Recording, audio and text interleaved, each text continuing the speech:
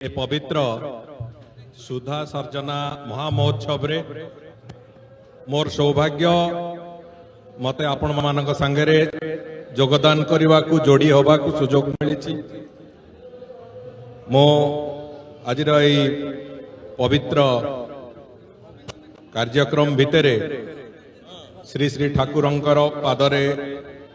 मोर प्रणाम जणे कि मो मोर दिन आरंभ करुची। आज वास्तव रे मनीष को मनीष भली तैयारी करेवा पाई समाज को सुस्थ एवं भल रास्ता रे चलेवा पाई जने केवल गुरु भाव रे नुहे जने दार्शनिक भाव रे श्री श्री ठाकुरंकर जो अमृत वाणी से आज वास्तव रे समग्र विश्व को मनीष पुणिया शिखेवा समग्र विश्व को प्रेममय करेवा मनीष प्रति श्रद्धा तैयारी करेवा ये कथा को एते सुंदर भाव रे तार प्रचारित करेवा प्रसारित करेवा एवं ताको अनुपालन करेवार जो प्रक्रिया ये प्रक्रिया को आज एक बड़ आदर्श भाव रे भारत वर्ष धरिकी चली श्री श्री ठाकुरंकर अमृत वाणी कोठी पढ़िले मोर पिला दिने पढ़ी थिबा गोटे छोट कहानी मने पड़े। थरे महर्षि वाल्मीकि आश्रम को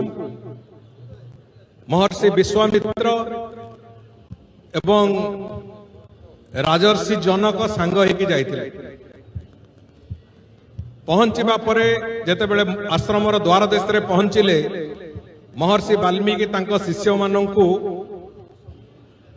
अनुरोध कले तांको शिष्य मान को आदेश देले जे प्रथमे राजर्षि जनकंकर पद पूजा कर एवं तांको आसन ग्रहण करने को दियो एवं द्वितीय रे महर्षि विश्वामित्र को तांकर आसन ग्रहण करेवा। महर्षि विश्वामित्र को एक कथा बहुत क्षुब्ध लगिला खराब लगिला। महाक्रोधी महर्षि विश्वामित्र पचारिले महर्षि वाल्मीकि जे मु जणे कठोर तपी मु जणे महर्षि मते छाड़ी कि आपण जणे राजा को को बड़ी भाव रे सम्मान दउछन। वाल्मीकि कहिले जे घर द्वार छाड़ी कि कुछर साधना करिवा घर द्वार छाड़ी कि सबुठु निजको निरासक्त करिकि जाय कि बाहरे तपस्या करिवा हुए तो सहज होई पारे किंतु राजसिक कार्य करिकि परिवार भितर रही कि समाज भितर रही कि जने साधुर जीवन व्यतीत करिवा ये होची सबुठ कष्टकर काम। आमे समाज भितर कुप्रवृत्ति खराब कथा खराब जिनिस एते देखि देखि आसुचे प्रति समय रे आमे अनेक समय रे हमर मनीष पुणिया को भूली जाउचे। आज आमको पुणी मनीष भली उपस्थापित करबा भली अवस्थापित करबा पई प्रतिटी मनीष भितर जेमिति रामचंद्र भी थांती रावण भी थांती से मनीष भितर रामचंद्र को आउ थे अवस्थापित करबा पई श्री श्री ठाकुरंकर जो भूमिका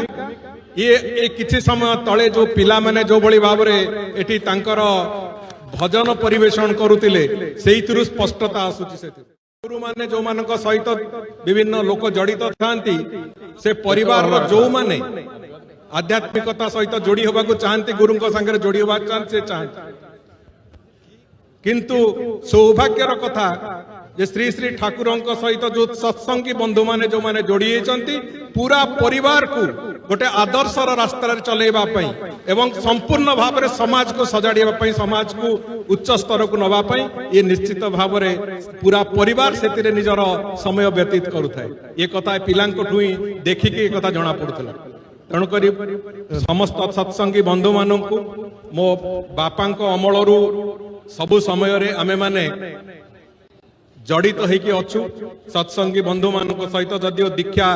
नहीं मु किछि केबे किंतु आपण मानक सहित सबु समय रे जो कार्य जो महान कार्य आपण माने करूचंती ये कार्य जारी रहिले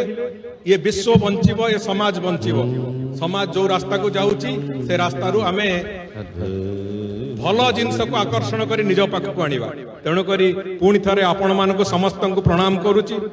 श्री श्री ठाकुरंक पादरे आउ थरे तांको पाद पद्म रे मोर प्रणाम जणे कि मो कथा शेष करूची। धन्यवाद।